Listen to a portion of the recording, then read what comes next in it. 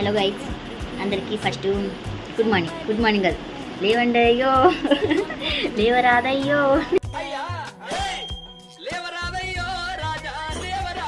ఈరోజు అయితే మా ఫ్రెండ్ వస్తుందంట. అవును, నా get ready with me video చూసారా?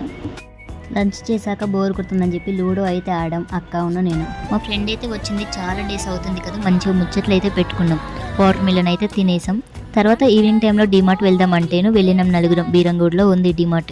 టీ షర్ట్స్ ఇలా అయితే తీసుకున్నాం, బిస్కెట్స్, స్నాక్స్ ఇలా.